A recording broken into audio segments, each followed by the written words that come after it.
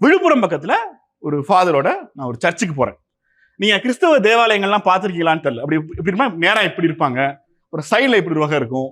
வேளாங்கண்ணிலாம் பார்த்தீங்கன்னா இப்படி ஒரு 3-4 வகையில பிரிஞ்சிருப்பாங்க. பூசை நடக்குது. நான் கூட போயிருந்த ஃபாதரியார் வந்து ஜூனியர், இந்த பூசை வச்ச ஃபாதர் வந்து சீனியர்.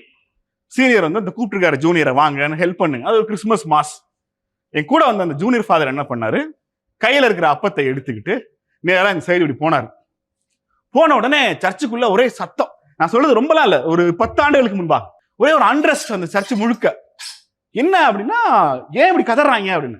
அப்புறம் அந்த பெரியவர் என்ன பண்றாரு, ஜூனியரை கூப்பிட்டு நிப்பாட்டு அப்படிங்கிறார்.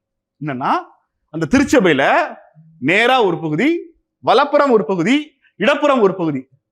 அந்த மாவட்டத்தில், அந்த ஏரியாவில் யார் ஆதிக்க சாதியினரோ அவங்க அப்படி நேரா உட்கார்ந்துருக்காங்க.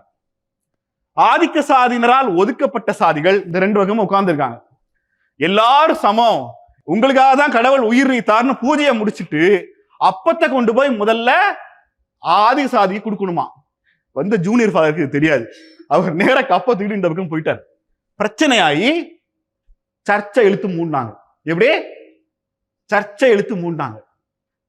தமிழ்நாட்டினுடைய அரசியல் அதிகாரம் என்பது சாதிக்குள்ளதான் இருக்கு.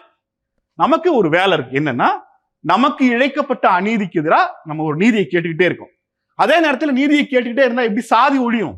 சாதியை ஒழிக்க வேண்டிய வேலை நமக்கு இருக்குல்ல. சாதியை ஒழிக்க வேண்டிய வேலைக்கு உங்களை மாதிரி ஆட்களுக்கு ஒரு பெரிய பொறுப்பு இருக்கு. இந்த டிபேட்டுக்கு வந்திருக்கீங்க, யாராவது உங்கள்ட்ட சாதி கேட்டாங்களா? இல்ல. வெளில உங்க காலேஜ்ல போய் பேசுங்க, சாதி கேட்பாங்களா? மால்ல, காஃபி ஷாப்ல, காலேஜஸ்ல, பஸ் ஸ்டாப்ல, ரயில்வே ஜங்ஷன்ல எங்கேயாவது சாதி கேட்பாங்களா? கேட்க மாட்டாங்க. எங்க சாதி கேட்பாங்க? எங்கேயோ இடத்துல கேட்கணும்ல. நம்மள சாதி எங்க இருக்குன்னா, சாதி நம்ம வீடுகள்ல இருக்கு. இந்த உண்மையை நமக்கு சொல்றதுக்கு ரொம்ப கடினமான ஒண்ணு. சாதி நம்முடைய வீடுகள்ல இருக்கு.